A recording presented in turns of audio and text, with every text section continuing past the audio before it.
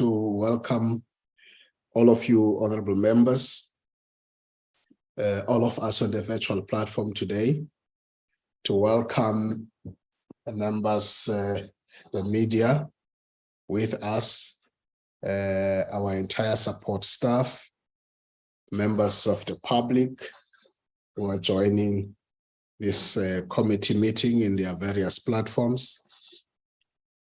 I just want to indicate upfront that this committee meeting is specifically convened to fully prepare for the resumption and the conclusion of the inquiry. As such, the focus of our discussions today will be mainly on two areas. One, to get an update on the legal support appointment process. You would remember that our last meeting we had on the 17th was about ensuring that that's in place. Secondly, we're going to have to adopt the revised program, and all of that will have to be executed within the timelines, the limited available resources, which means it's the budget and the time that we have. We're still operating within those 22 days in which we need to conclude our work. There are no extra days. There's no extra money. Everything else will have to be done within those limited resources, both time and money. Our process has always been guided by two important principles. One being our task to complete our work within a reasonable period or time frame as per our rules. And all of you would know that we have been challenged in that regard. We should have long concluded this process, but we have been patient.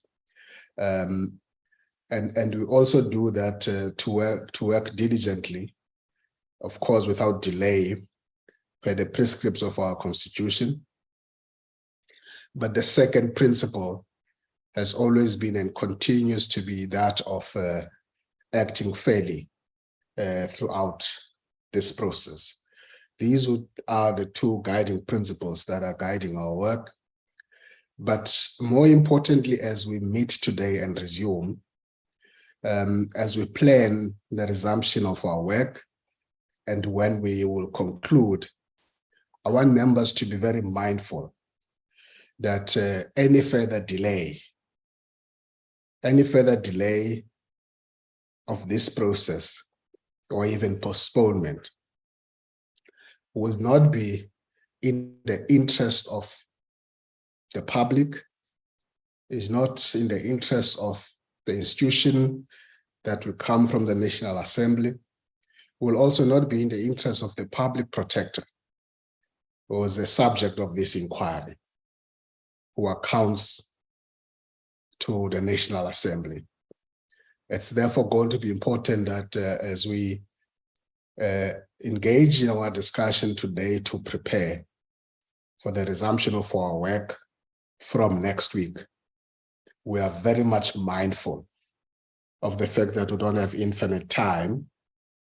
We cannot continue with elastic deadlines, and that we need to remain focused to conclude our work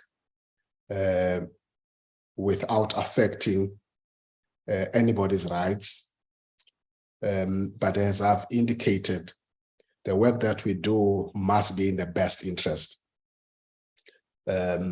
of the public protector and this process itself. We've got to balance that. We will not continue to just act as if the only interest that we must be guarded here is one over the other. That's going to be very important. That having been said, I'm going to ask the Secretary to indicate if I've got any apologies. Thereafter, I'm going to ask our legal advisor, Ms. Fatima Ibrahim, to take us through on the update you would have received a lot of correspondence. To summarize what we have received as part of the update on the appointment of the legal support. And following that, Mr. Ngoma will also table the revised program that you would have received a draft of. Mr. Ngoma, any apologies?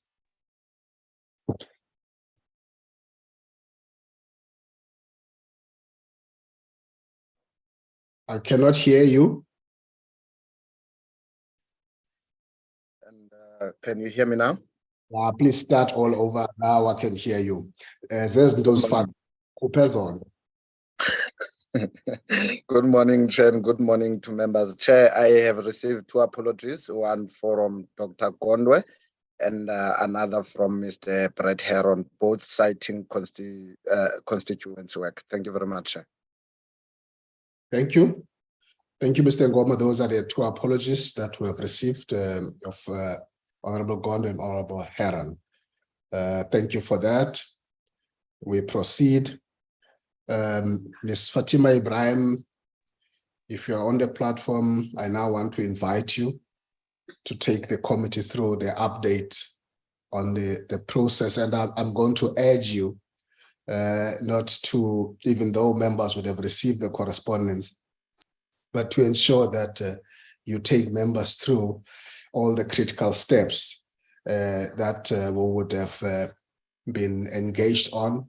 And before you come in, I do want to appreciate the role of the PPSA, the Public Protector South Africa, as well as the State Attorney's Office, the Solicitor General, for their work to ensure that that which you'll present now, they've done work in that regard.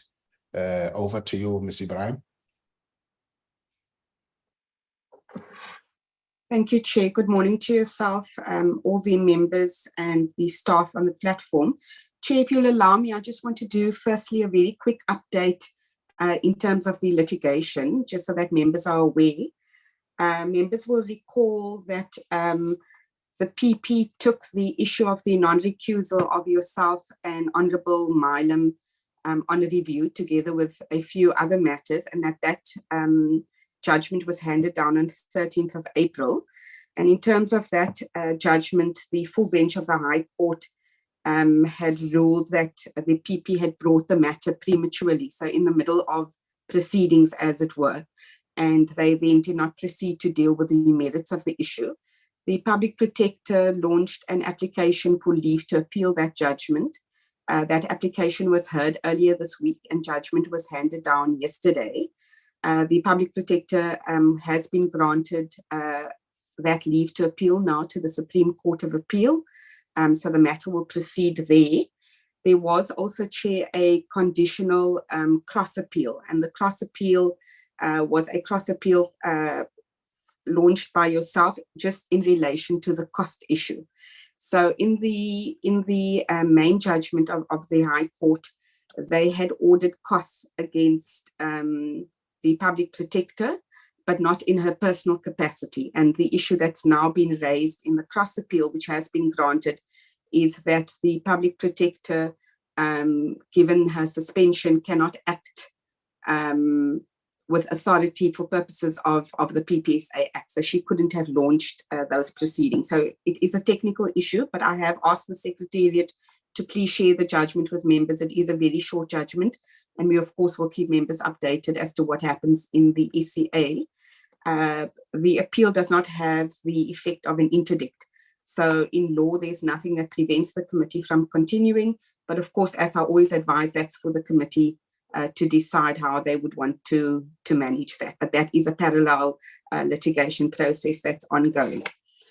Chair, when the committee last met on the 17th of May, you will recall that the PP confirmed that CNEGO attorneys are no longer acting as her attorneys of record in the matter, and she requested our assistance via the PPSA in procuring Chan attorneys, and that is a law firm that is on the panel of attorneys that the PPSA uses when procuring outside legal services. The reasons for Sianejo no longer participating in the process or being on brief are still not apparent. Members will recall that they raised the issue of professional legal privilege, and the PP didn't waive that.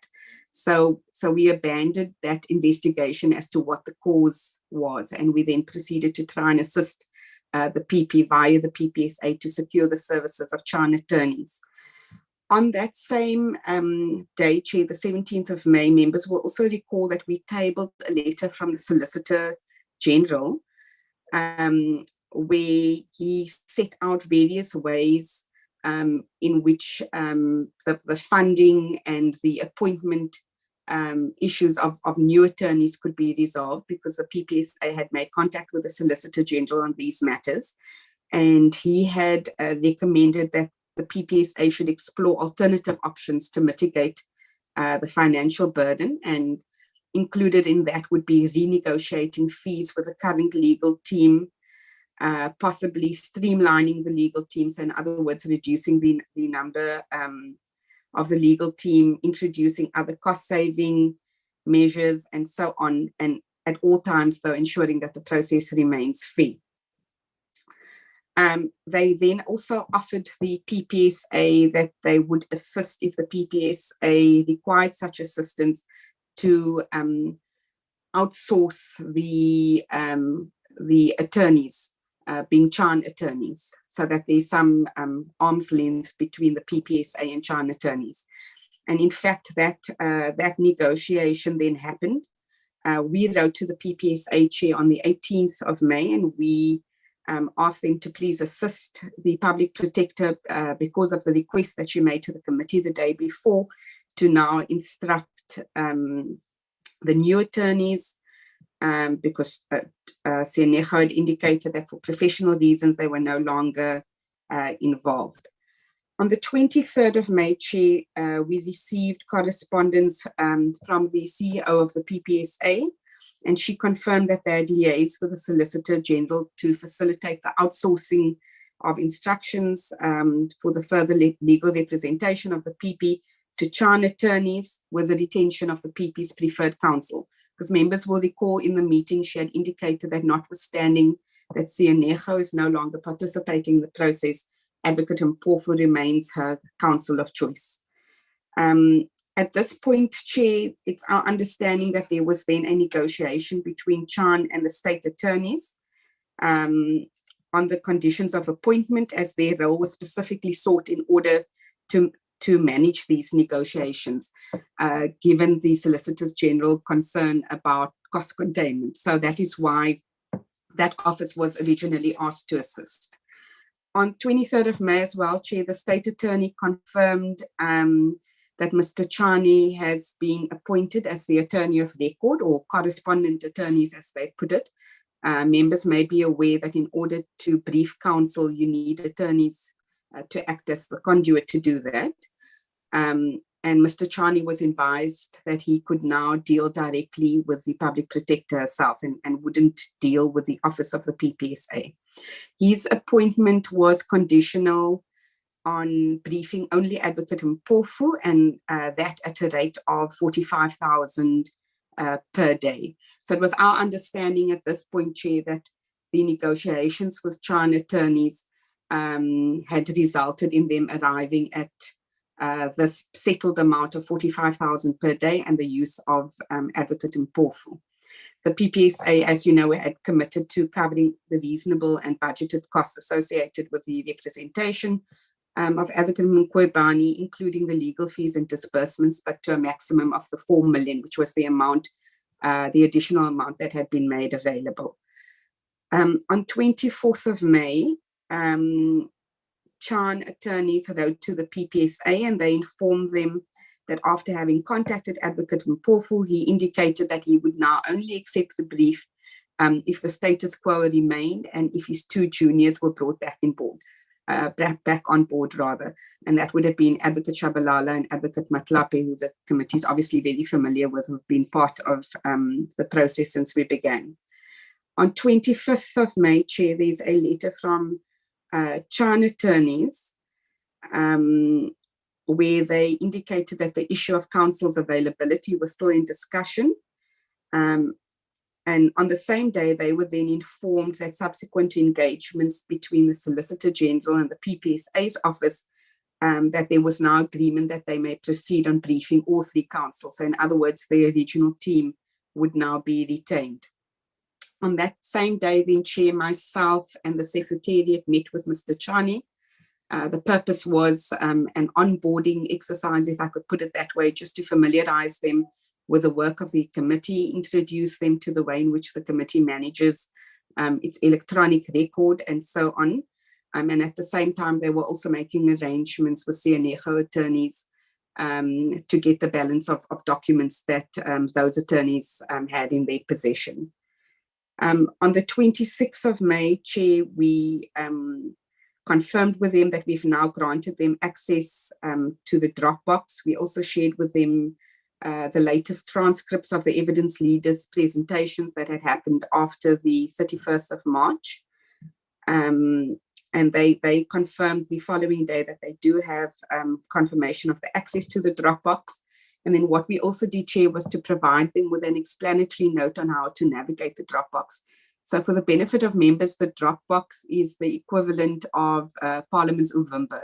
It's our electronic database where the evidence leaders and the PP's legal team have been uploading all documents.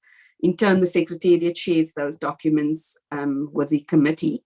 And the reason for taking them through it and doing the explanatory note is that there is this figure, I think, of 63,000 pages that has been floating around to say that the record is that large. But of course, the way in which we've divided that Dropbox into various sections means that there is quite a bit of duplication. Can I just give a quick example?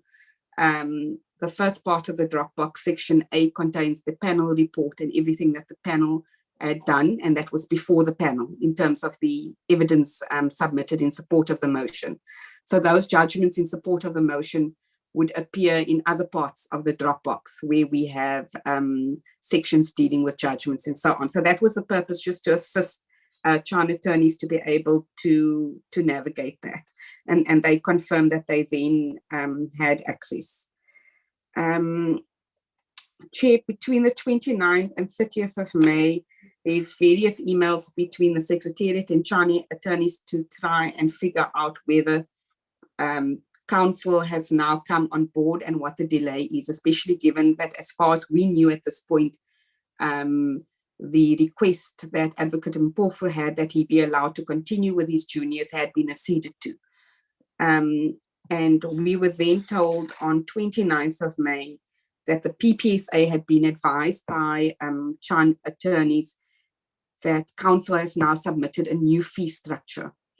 And in terms of that new fee structure, Chair, the rate for Advocate Mpofu had increased from 45,000 per day to 51,000 per day. For Advocate Shabalala from 27,000 to 30,000 per day. And then for Advocate Matlapi from 18,000 to 21,000 per day. And the PPSA then responded to the state attorney with their concerns that this would amount to an additional 12,000 per day than what they had originally understood. And that there's only this ring-fenced amount of 4 million, which Advocate Mqwebani would have to manage. And they also then raised an issue, Chair, that despite Advocate Mqwebani having been on record that the legal team is assisting her to reduce the rate, council fees have now increased from 90,000 to 102,000 per day, and that the information at their disposal is that these fees are at the upper end of the average or normal rate of council in the various centres. On 1 June, Chair, we received an email from China attorneys where they indicated they're still waiting on the state attorney to get back to them on whether they may proceed to appoint counsel based on these new rates that had now been proposed. And we received correspondence, Chair, very late last night from the CEO of the PPSA indicating that yesterday during the course of the day, the state attorney had in turn sought further clarity from her office on the acceptance of the proposed fee structures. And they confirmed acceptance provided that it would be on a record that only the amount of 4 million is available, and that anything that may be required beyond that 4 million would be for the account of the PP. So that's the communication now between PPSA and State Attorney, because PPSA, of course, would still be paying for these fees via the Office of the State Attorney. The PPSA then informed us that as far as they're concerned, the issue of fees has now been sorted, and there's no impediment in us continuing with the matter. This morning, Chair, we received an email from the PPSA attaching an email from the State Attorney to Chani attorneys, in which the State Attorney indicates that on instructions of their client and in the interest of time and progress in the proceedings, that the client has agreed to counsel's fees as stipulated in the letter. So that would be the increased fees that I read out earlier, and that the instructions are to advise that the funds are limited, and that once the allocated funds are exhausted, that the PP would then have to carry the costs of any additional funds out of their own pocket. Of course, Chair, we do now sit with the issue that there is only the 4 million as far as PPSA is concerned, and with the increase in rates on the one hand, and the fact that all three council are now back on board, it does mean that there may possibly, or definitely at least, will be less days available in which to manage those funds. So unfortunately, whilst it appeared that in the beginning the purpose of engaging with the SG would be for cost containment, the effect of what we sit with today is that costs wouldn't contain. It seemed to have gone up, but that is where we stand currently, Chair. So I see that Tim Nkosi is on the ball this morning. He's already sent a WhatsApp on our backroom chat group asking for an urgent backroom meeting with council so that we can just plan the way forward and do the usual housekeeping things that we do in the background, Chair. Thank you. Thank you, Ms. Ibrahim. Just before I ask the Secretary to present the revised program so that when you discuss both issues, I just want to ask Galaxy Tab S85G to name your gadget so that you indicate who you are. You've been accepted, but we thought that's a member, but everybody has to do that. Galaxy Tab S85G.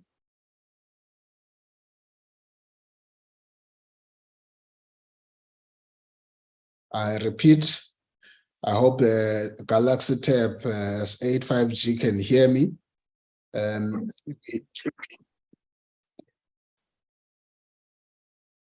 No, ayinguwe Nkuluwe ndiyibonile yakho.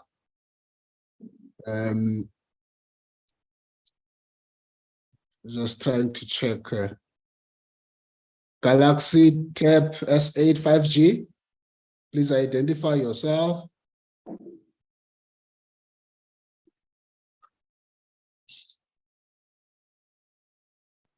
Mr. Ngoma. Mr. Ngoma. I think Chairperson, Mr. Olomisa is trying to say something on the platform. No, I'm dealing with the Galaxy Tab S8. I'll come to him. Mr. Ngoma, if Galaxy Tab S8 5G is not indicating or identifying himself or herself, I'm going to ask you that you remove her. I'll just check that person.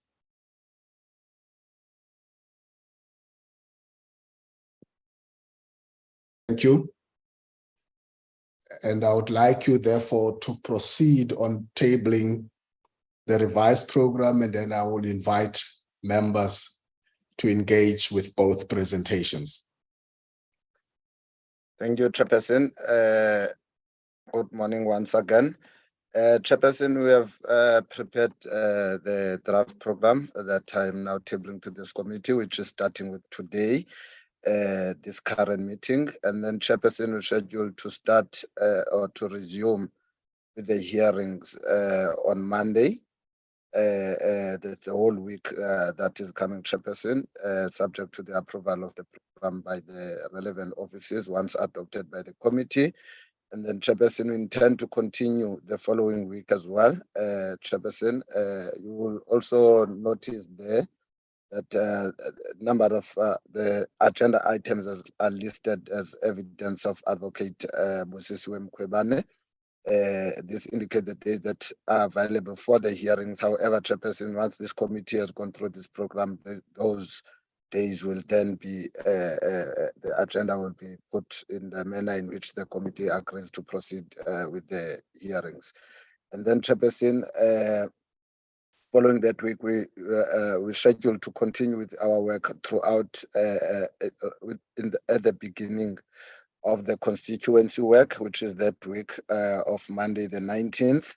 We will submit the program for relevant approvals for the committee to sit during that period.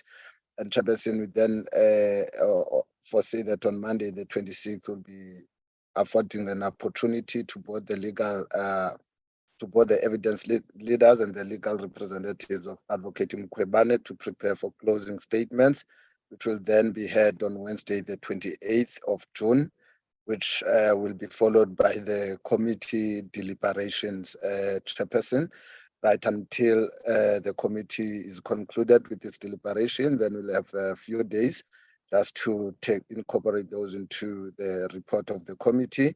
And then after that, we will table the report, the draft report to the committee for discussion. We're looking at 11th of July. And on Wednesday, the 12th of July, we're looking at the committee adopting that draft committee report. And we've set aside some time to send the report to the public protector so that she can make submissions. And we're looking at the 27th and 28th to consider such submissions made by Advocate Mkhwebane and to finalize the process on the 28th of July. Chairperson, the program is drafted based on also what was also taken into consideration was the amount which Fatima spoke to, which has been made available for the committee to conclude the process. So the program itself consists of 22 sitting days starting from Monday. I tabled the program to the committee. Thank you very much. Thank you, Mr. Ngoma. Thank you for that presentation. Honorable members, if you can remove the presentation now, Mr. Ngoma, so that I can. Thank you. I now want to invite honorable members to engage with both presentations and to get into a discussion, mindful of what we would have said up front.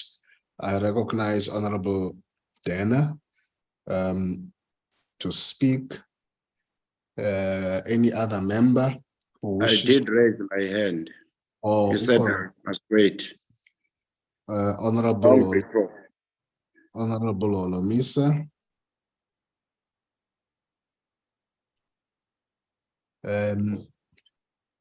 Honorable Tlagude.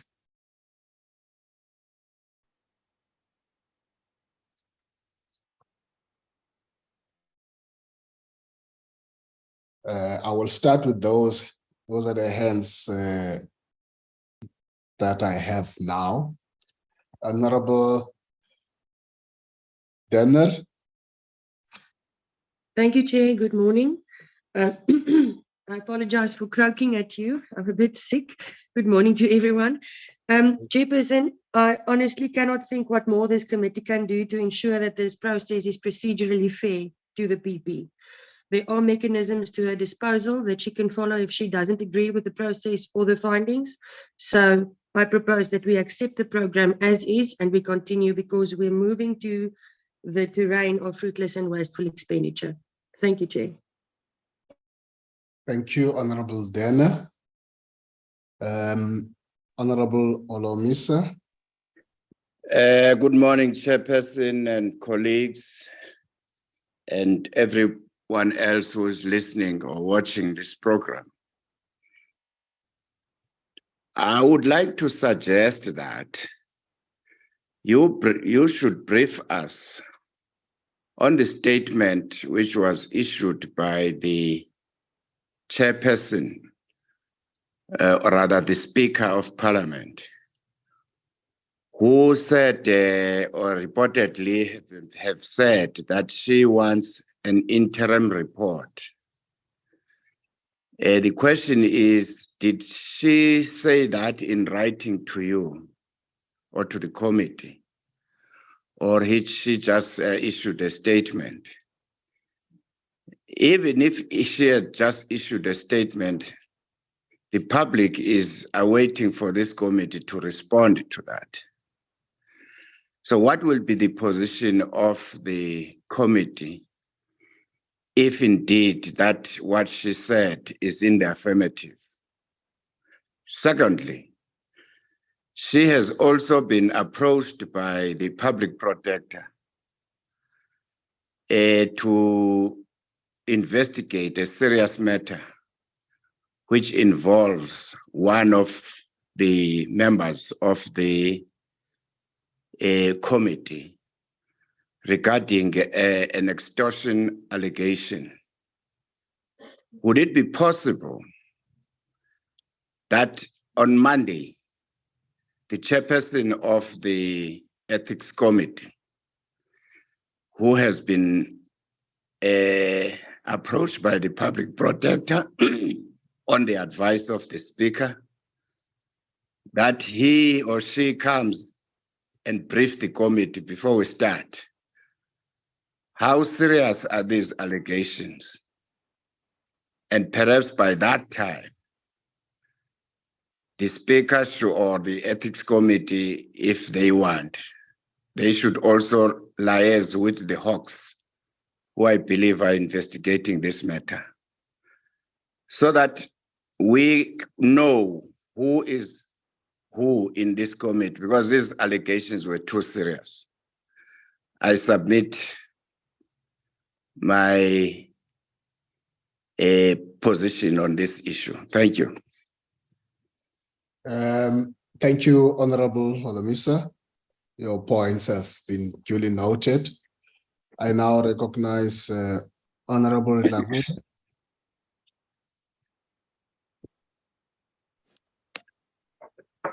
Thank you very much, Honorable Chairperson. Good morning to you. Good morning, colleagues. And also Ms. Ibrahim, Fatima. Morning to all of you and also everyone on the platform. Honorable Chairperson, let me start by welcoming the report, the presentation by Ms. Fatima Ibrahim. I fully agree and support that, and also appreciate and welcome the presentation of the program by the Trustee Goma. Honorable Chairperson, we've always said that our draft parliament, our draft Section 194 program is our living document. So I will urge my colleagues that we adopt this document, this program as presented, so that we can be able to forge ahead with the task that is before us. Honorable Chairperson, I want also to maybe assist the honorable member who raised the issue of the speaker and the PP. I don't want us to dwell into whether the PP requested a meeting with the speaker and how the speaker responded. I think that is not part of what we should discuss here today as a committee, because that matter is between the PP and the speaker, and some of us have no clue of what transpired between the two parties. So it will be unfair for us to get into a matter that doesn't concern us. The second issue is that of that the Honorable Holomisa raised of the Speaker wanting a report from the committee. Fortunately for myself, I was in the programming committee yesterday morning. The concern is that the committee, we've been sitting here as the committee doing our work, and we postpone our work and do this and do this. Parliament hasn't formally been informed of what On a we are point doing. of order, Chairperson. So my proposal, Honorable Chairperson, Okay. on that Sorry, matter. On a point of order, Chairperson. thank you. Can you pause, Honorable Lagude, please? I need to recognize the point of order from Honorable Olomisa.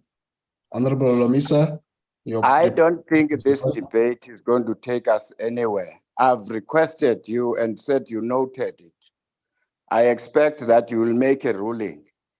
If you want the other person to respond to this, then you must then allow me to come and make my own presentation on what she is saying.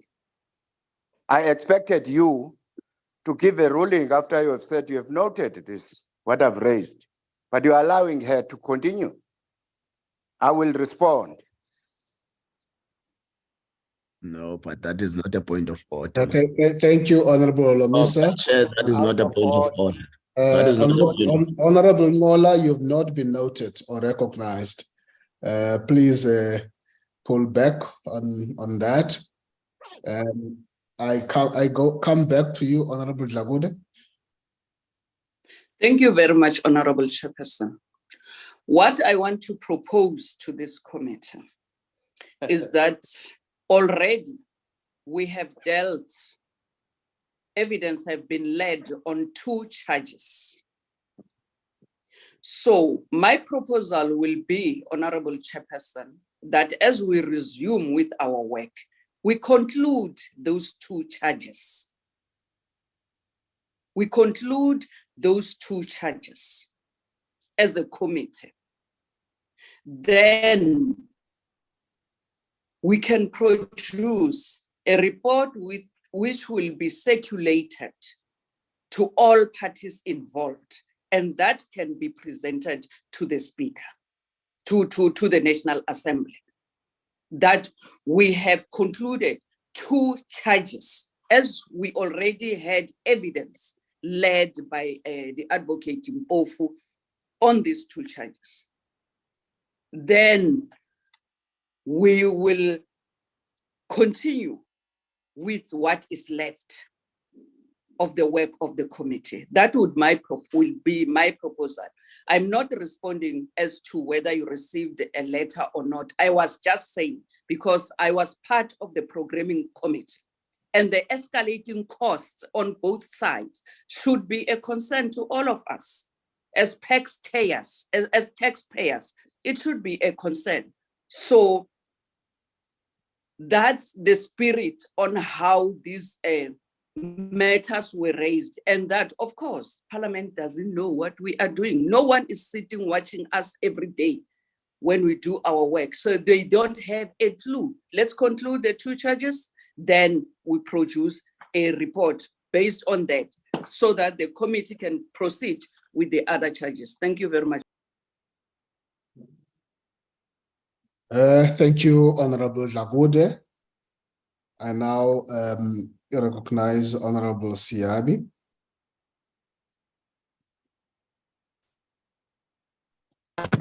Thank you, Chairperson, and greetings to all who have joined on the platform. Let me also join colleagues in welcoming the 2 presentations.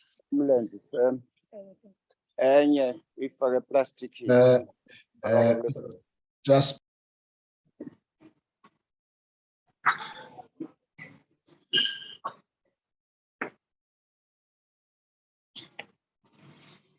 Chair, you are muted. You seem to be muted.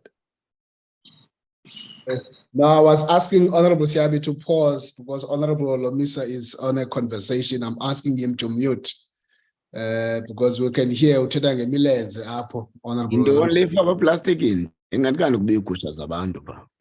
you, Honorable. Over to you, Honorable Siabi.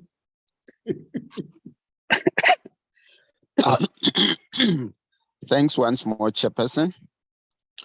Now, my chair was to support the proposal that we adopt the program as presented so that the committee, as a committee, we continue with the work of the committee. More so that Honorable Dlakute has just indicated that the program will remain a living document. Therefore, whenever there are challenges, we'll be advised by the chairperson's office on how to intervene in such challenges. Therefore, I want to support the view that we adopt the program as it stands, and more so that is a living document. Thank you, Chair. Thank you, Honorable Siabi, for your contribution. I now recognize Honorable Majosi.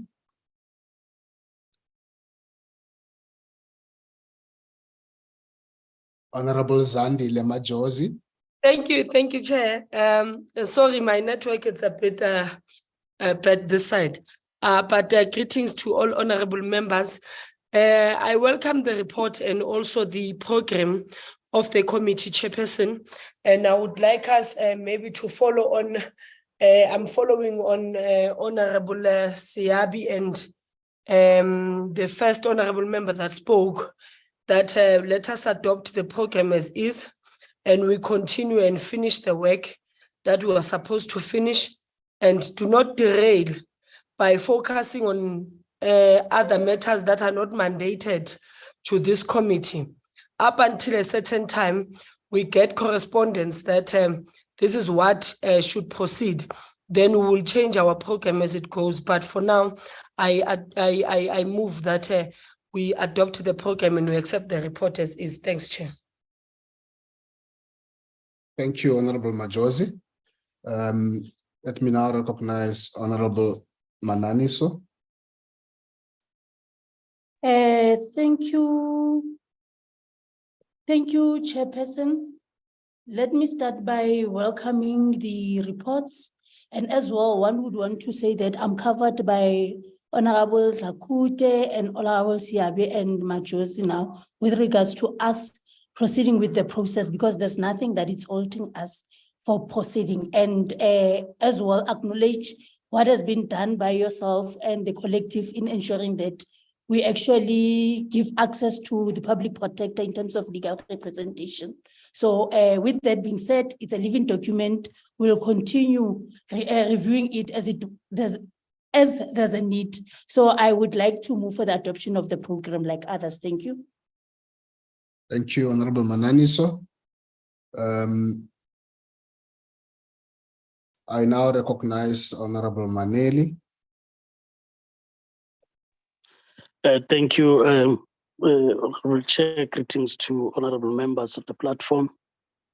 Chair, I think my points would have been taken by previous speakers in welcoming the presentation, but firmly a point about us getting to resume again and complete the work that is given to this inquiry.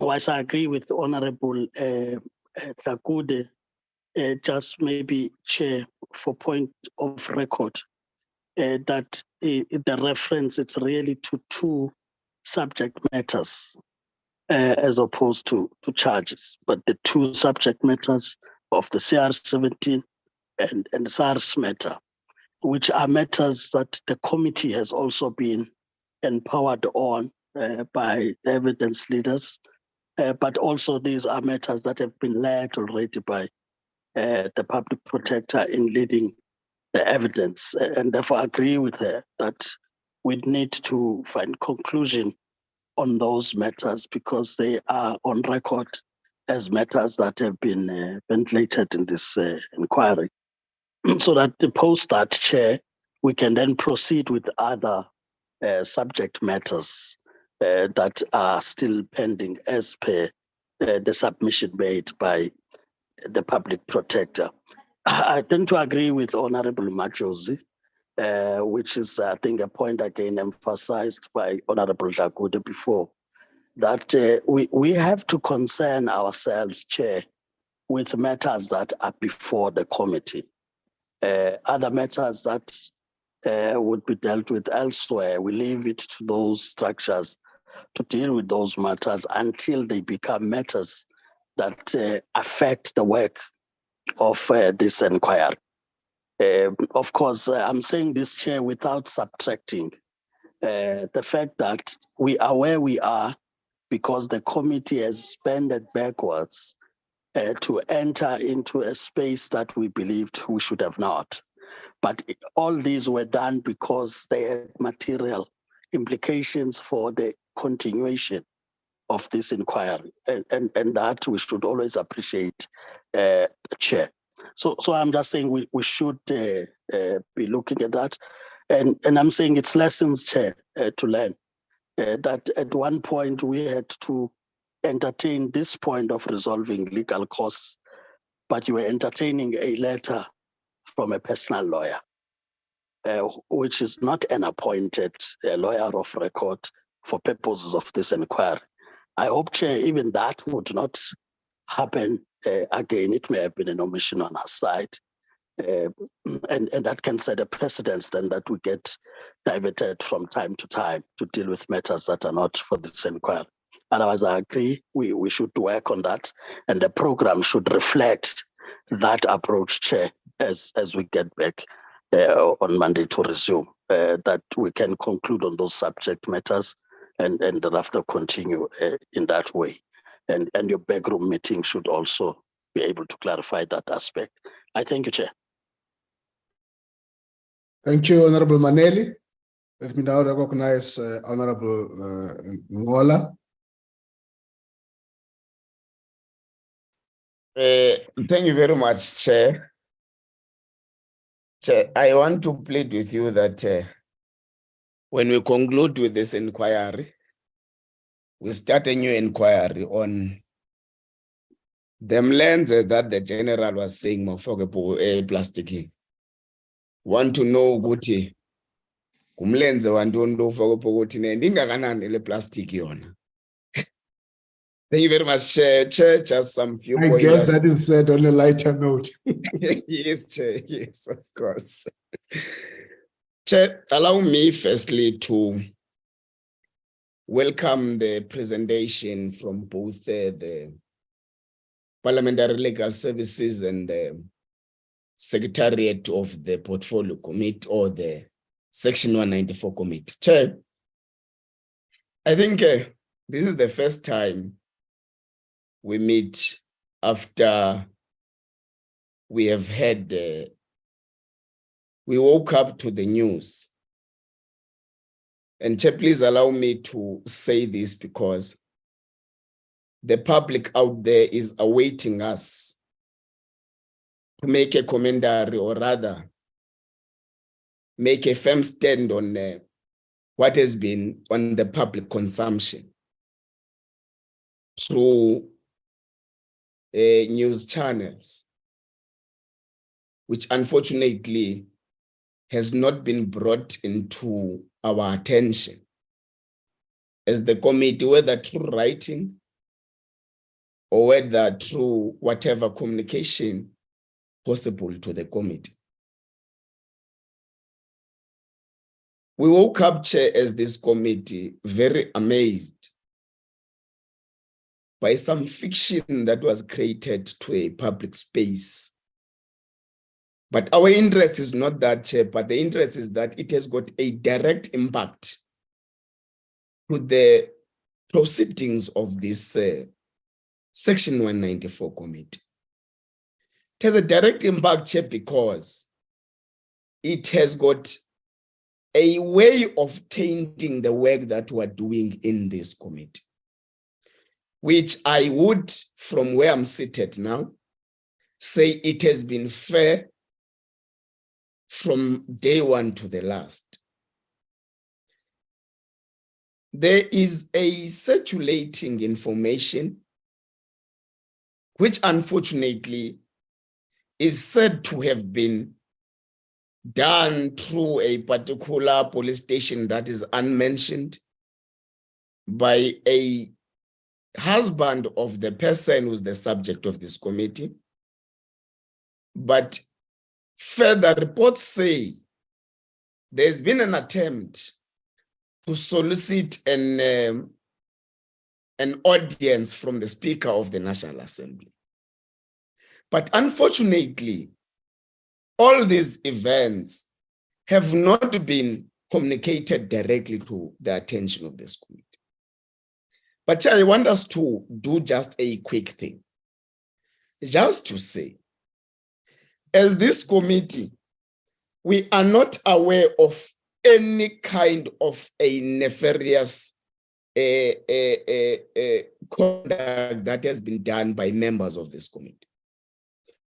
And as we are not aware, we want to rebuke any fiction that is intended to defocus the work of this committee. Because as we are marching towards the closure of this committee process, everything is going to come into our way.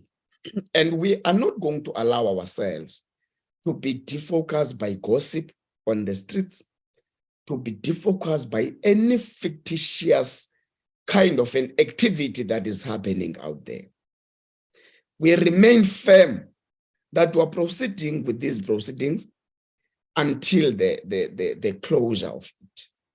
We rebuke the fictitious articles and reports that have been done by media houses out there in relation to what they term to be a conduct of members of this committee outside the proceedings of this committee.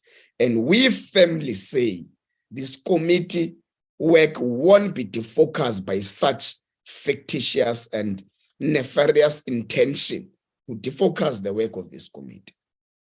Chair, lastly, when I land, I want to agree and support the members who have adopted the revised program, but in record say, this is the last program that we as this committee adopt.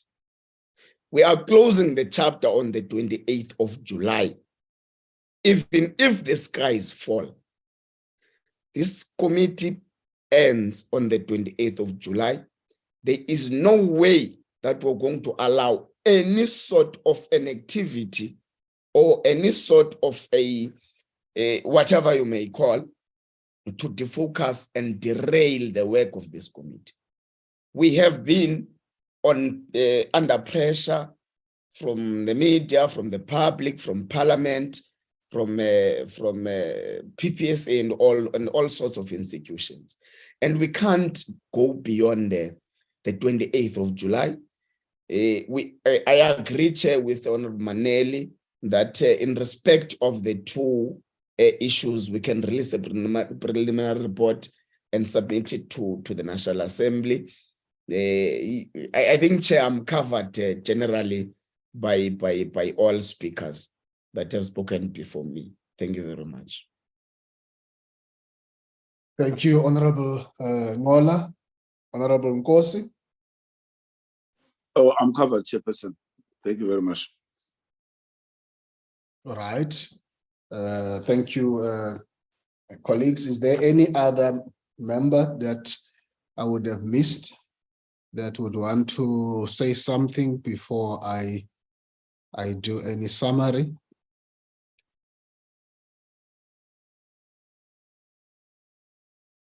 Honorable Dlagode. Thank you very much, Honorable Chair.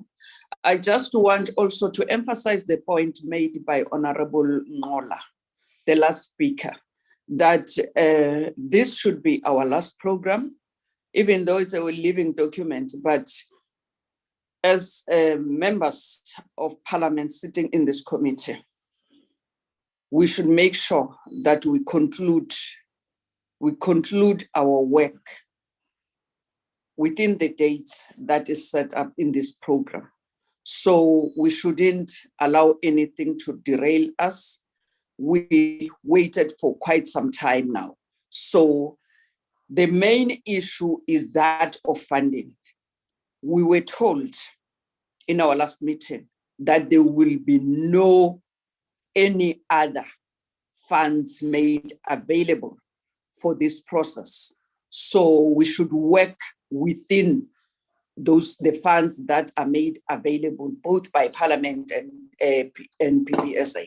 So I just wanted to focus to emphasize that, and also to withdraw my earlier mention of charges. Meanwhile, these are matters that have been dealt with. In my mind, I was saying these matters that were evidence was led. Thank you. Thank you, Honorable Lagude. I take it that there is no further comment from the members on both the items presented and the discussion that ensued. So that I don't, okay, let's correct this now. I see Galaxy Tab S8 5G was removed and is back. Honorable. It's Honorable Suela, Chairperson. I lama technologist. How do I name myself there? Yes, but we wanted you to talk and identify yourself before we removed you. But let me give you the platform now that you have a second life into the. Thanks, Chair, but I have missed most of the things. What I would like to say is to support my colleagues, also what the Fatima has alluded to us, that we want to move, Chairperson, and want to conclude this business. So our humble appeal is cooperation from this other side of the mountain. So that's what I can emphasize. We need to conclude this thing. We've got a mandate so that we're able to report to Parliament. So I wanted to support that. Thank you. Thank you, Honorable Suela. They have now named you as Ms. V. Suela. So you're no longer Galaxy Tab, whatever. Ms. Ibrahim, any point you want to say before I summarize and conclude? Nothing from my side. Thank you, Chair. Okay. No, thank you very much, colleagues. Maybe just as a way of wrapping up and summarizing, colleagues, all of your contributions have been noted in the manner that you have made them. I want to just start with the point about the issue of an interim report to indicate to everybody, all members here and those that are listening, there is no interim report. If there's going to be an interim report, it's going to be an interim report or draft report that all members would be aware of. Remember, the manner we have worked, we've never worked in a smoke-filled room where there's some report produced somewhere. What we will do after today, and I take it that's what the speaker was requesting, is an update of where we are. You now have, all of you seem to be agreeing in adopting this program, this revised adopted program that you have commented on and agreeing, and you have indicated that this must be the last revised program, even as we understood this thing of a living document, because your point is saying there is no more. We don't have any further amount of money beyond the 4 million. We don't have any more time that we want to add beyond the 22 days that we have. So post this meeting, as the chairperson of the committee, we will communicate with the chair of chairs and the speaker about where we are in our work. The kind of update that you got of the appointment process for the legal support, the revised program, that's what will be shared. There is nothing else beyond that, because there can't be any other interim report, Honorable Olamisa. So I'm trying to address that. So if the speaker would have raised the issue of wanting to know where we are, she is duly in her right to do that as the head of this institution. That an extension of the institution that she's heading, she is concerned about where things are. We will update the Honorable Speaker post this meeting. As you have just commented and adopted the program, the fact that we are saying we're resuming next week, and members would have raised other issues in that regard in terms of their resumption. So that's how I want to tackle the issue of the interim report. It must not be regarded as any interim report. What we will do is an update, because the speaker has always operated in that way. The speaker has always had an arm's length with any portfolio committee, including this inquiry, and have never micromanaged any of these, because the operational matters taking place here are a business of this committee of the Section 194 inquiry.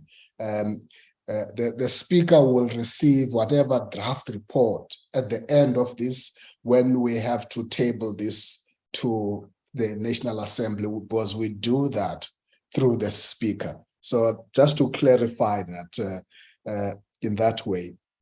And secondly, I think members are very clear, and I want to summarize that as such, that we need to avoid any other issues that can constitute side shows to this process, that we need to remain focused and not to be distracted or derailed, as Honorable Majosi has put it, as well as Honorable Ngola, to remain focused on the business of this inquiry.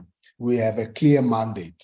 And Honorable Maneli indicates that as part of our concern for this process not to be derailed and not to be impacted on, we ventured, and we were very conscious when we do that. We ventured in assisting the issue of payment when it arose, because there would have been a letter that was written to me as a chairperson by the public protector asking for an assistance.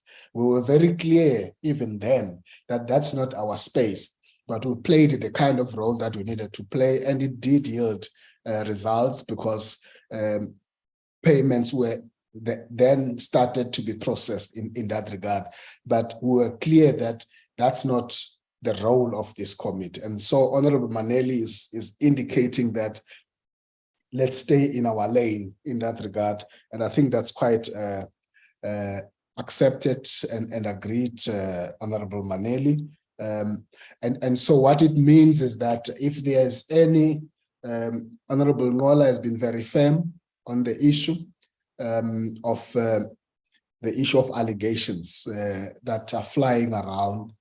I think we must indicate there that if we've always maintained that anybody who has a grief about the work of this committee, they can raise issues properly in that regard. And there are always platforms, whether it is the court, and if there are serious allegations of corrupt activities and criminality, there are platforms where those things must be sent to, whether it is laying charges for whoever is affected. Anybody who's aggrieved around that, they are within their own rights to do that. But whatever that happens must not affect the work of this committee.